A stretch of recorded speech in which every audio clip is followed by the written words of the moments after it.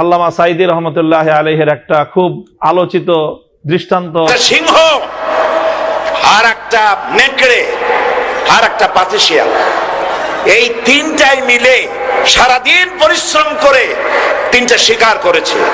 একটি খরগোশ, একটি হরিণ আর একটা বড় গরু।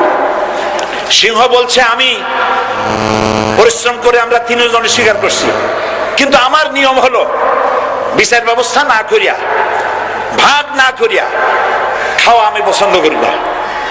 তো আমি প্রথমে দায়িত্ব দিলাম নেকড়েকে, নেকড়ে ভাগ কর। নেকড়ে বলল মহারাজ এটা ভাগ করার কি আছে, ওই খরগোশটা বেটা পাতিশিয়াল খাক, হরিণটা আমি খাই, যেহেতু আপনার দেহ বড়, আপনি মহারাজ আপনি গরুটা খান।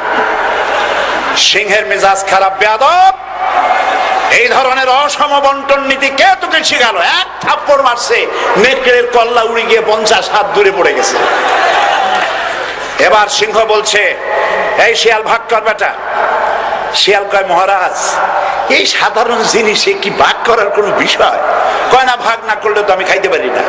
তো ভাগটা যদি আমারে করতেই বলেন, আমি বলবো খরগোশ দিয়ে আপনি ব্রেকফাস্ট করবেন, লাঞ্চ করবেন হরিণ দিয়ে, ডিনার করবেন গাভী দিয়া। মহারাজ খুব খুশি, হ্যাঁ রে শিয়াল রে, এত সুন্দর ইনসাফ ভিত্তিক বন্টন নীতি কে তোরে শিখালো রে? কয়েছে একটু আগে যে কল্লা দিয়া গেল ওই আবার শিখায় গেছে। কাজী ধর্মভিত্তিক রাজনীতি নিষিদ্ধ করতে গিয়ে ফেরাউন আর নমরুদ যে শিক্ষা পেয়েছে তার থেকে শিক্ষা গ্রহণ করুন। যে সিংহ, গাধা আর শৃগাল মিলে একটা শিকার করেছে। এরপরে সিংহ বলেছে এখন তো শিকার করলাম গরু, হরিণ আর খরগোশ, এখন তিনজন মিলে শিকার করেছি, বন্টন না করে তো খাওয়াটা এটা বেইনসাফি দেখায়। কাজে একটা পদ্ধতি অনুযায়ী তুমি বন্টন করো। গাধাকে বন্টন করতে দিল, গাধা বন্টন করলো আপনি বড়, আপনি গরুটা খান, আমি মাঝারো, আমি হরিণটা খাই, আর ওই পাতিশিয়াল ও ছোট ও খরগোশটা খাক। তো সিংহ এক চর মেরেছিল, এক চরে তার ঘাড় উপরে পড়ে গিয়েছিল। এরপরে বলল যে শৃগালকে বলল তুই ভাগ কর। কেন মহারাজ কি ভাগ করব? না না, আমি তো ভাগ ছাড়া খাবো না, আমি তো সিস্টেম ছাড়া খাই না, সাংবিধানিক পদ্ধতি বাস্তবায়ন হবে তারপরে সেটা আমি খাবো।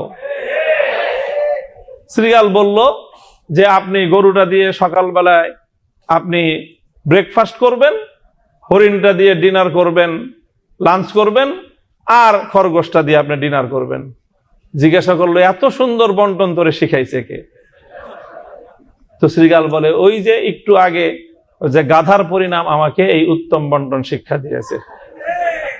হাসিনার ভূত যার কাঁধে ভর করেছে তাদেরকে বলতে চাই, হাসিনাকে অনেক মানুষ বলতো যে খুব রাজনীতি বুঝে। আমি তখনই বলতাম যে হাসিনার মতো বেকুব রাজনীতিবিদ বাংলাদেশে দ্বিতীয় কেউ জন্ম নেয়নি। 70 বছরের আওয়ামী লীগকে বাংলাদেশ থেকে ধ্বংস করে দিয়ে গিয়েছে শেখ হাসিনা। শেখ হাসিনা গাধার মতো ভূমিকা পালন করতে গিয়ে সীমান্তের অপর প্রান্তে গিয়ে পড়েছে। তোমরা শৃগালের মতো যদি সেই শেখ হাসিনার পথ অবলম্বন করার চেষ্টা করো, সেখান থেকে শিক্ষা গ্রহণ করো, তোমার পরিণাম ভিন্ন কিছু হবে না।